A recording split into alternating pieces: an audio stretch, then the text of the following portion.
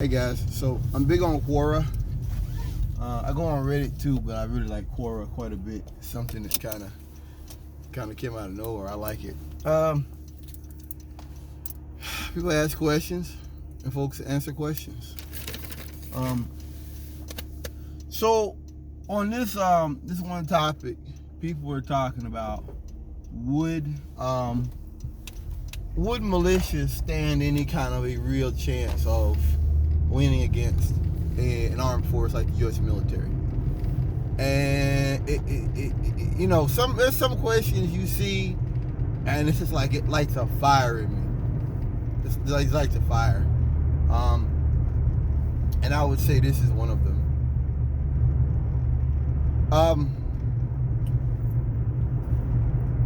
They went and talked about logistics, which is important, which I don't think the rednecks understand that to fight a war of any type of, duration, you need logistics, you need food. I think for them it's all about just getting guns and masks and stuff like that. And it's about doing things to intimidate the other party. I don't think they understand that you can't do that with an organized military force. The military moves on the stomach, as they say. So, that's important. That's an important aspect of it. They went talking about. It started off talking about the materialistic aspects of insurgency, which is important. It's important, because they're talking about U.S. military's got mortars, they've got artillery, they've got all manner of equipment. They can kill you from miles away. We ain't even talking about snipers. We're not even talking about thermal imagers and night vision. How many people got stuff like that? Yeah, these crackers got rifles and guns, but I'm talking about the implements that make the U.S. government, military, one of the greatest purveyors of violence in the world. That is something that there's something different. That's the helicopters, the logistic abilities to move troops to places and stuff, and people started the discussion went on talking about insurgencies in Iraq, insurgencies overseas, and sometimes when I look, Quora is very leftist stuff.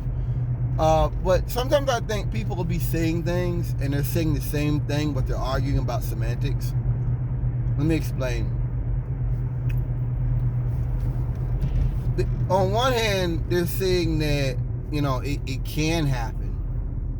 Well, I'm just gonna give you an example. This guy was talking about how he went to Iraq and he went to some other places, and that when he was overseas, there was people who were waiting for something to happen. People were waiting for anything to happen, any mistake to be made before they would distrust the government. Well, that's not a good example. That's not a good example because the U.S. military had no business in Iraq. You're an Iraqi, and some white boy from Kansas is telling you, we're going to destroy everything about your government. We're going to wreck all this stuff that you've known for your whole life because this redneck believes that you guys are up to mass destruction or something like that. That's the dumbest shit in the world. That's the dumbest fucking shit in the world, and that's not rational. I think that, and there's an anger there. And also, for those Iraqis, people don't realize something. These people have been at war for hundreds of years. And Afghan too. They've been at war for hundreds of years. The British and all this kind of stuff. Same thing with Vietnam. These people have been at war. Americans are not tough. There's nothing tough about America. And I tell you, you don't believe me? I tell you what. Let the government shut off power for a year. See what happens.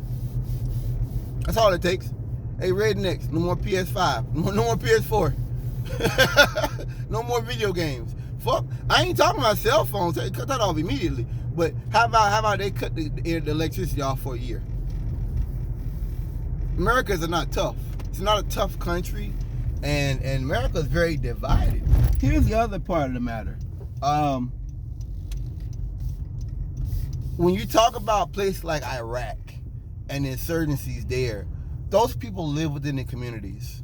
All of us know some redneck that's got 4 and 5 rifles and has got bumper stickers in their car about identify as a Prius and other homophobic, racist shit.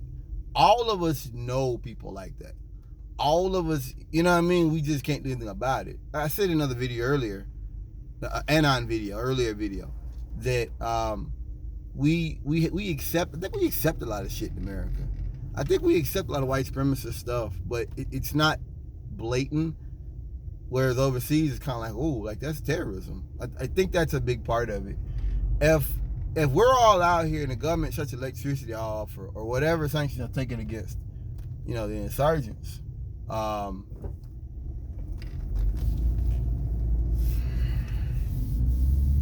if they do that, if they hesitate, if they actually do that, people are going to be willing to go out here and snitch if it means, get electricity back on. Here's the other aspect of it. Anything that domestic terrorists or insurgents do that proves the point of the government.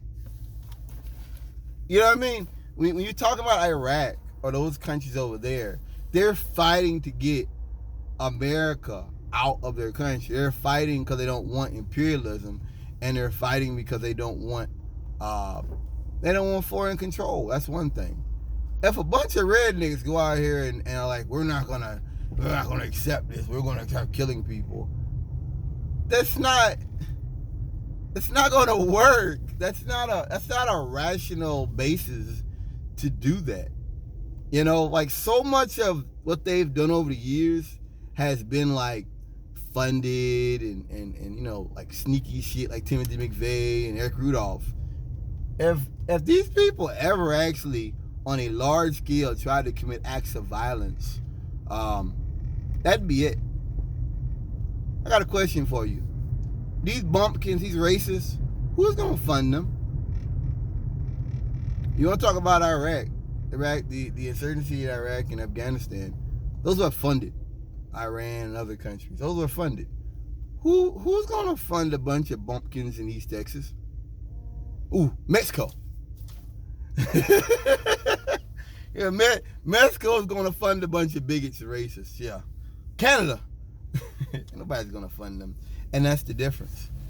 That is the most key difference in insurgency overseas and domestic terrorism in America.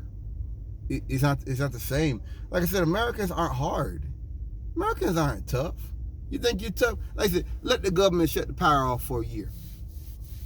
See how tough you are then. Shut the cell phones off, shut the internet off, shut it all off for a year. And see how much support you get. I'm not even talking about, doing things where the food can't get in. Oh yeah, if the U.S. government, look, I say this very often. I don't think white people understand what the administrative bodies can do to you. Like what the CIA, what they can do, what they done to the Black Panthers. I don't think white folks get it. I don't. And that's good. That's great. That's the good thing about it. They don't. Like black people know if they want to get you, they'll get you. Oh yeah, it's a matter of time. And they can call you whatever they want, say whatever they want, and you have to prove it's not true. They can call you a communist, they can whatever they want, because they run the media. That's why I made the point before when they talk about censorship. America's always been about a censorship.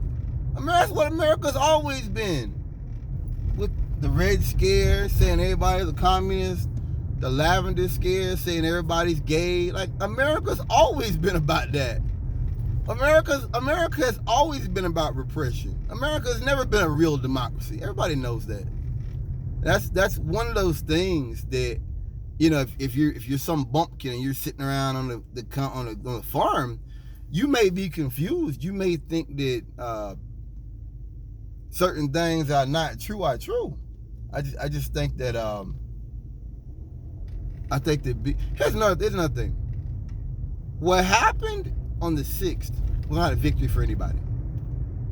What happened on the 6th was white supremacy. It was a government giving white people privilege and saying, you come in here, you can tear it up.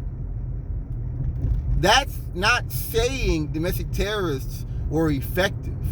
Like that's like I don't look at that and say, wow, man, this is really effective.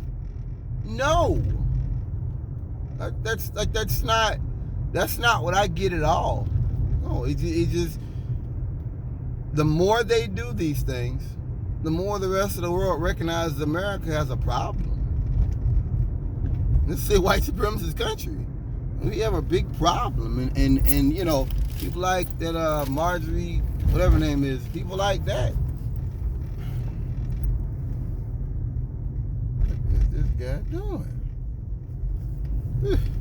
Yeah, people like her, you know, they contribute to that. America has a real problem, and but like I said, see, one thing I learned about America from Trump and all this also is that it really doesn't matter what I think. It doesn't matter what you think. It doesn't matter about all that stuff. It don't even matter about, you know, like the evangelical Christians and all that. It don't even matter either. It's about the corporations. And if the corporations don't like something, it probably won't happen. That's why when I saw them say, look, if y'all don't accept Biden winning, then we're gonna stop funding the down ballot races. When that happened, I knew it was over with. I knew it was over with. It was over with. No more talking. I knew it. I mean, you don't have to be a genius to figure that out. That that's who runs America, the corporations. It isn't about what I think. It ain't about what I think. Not whatsoever. It's about the corporations. It's about the soft money and PACs and all that kind of stuff. That's what it comes down to. And if they say, hey, Joe Biden is the president, and we're accepting Joe Biden as the president, that's just what it is. That's just what it is. You don't have to like it, but you do have to accept it. Thank you for listening.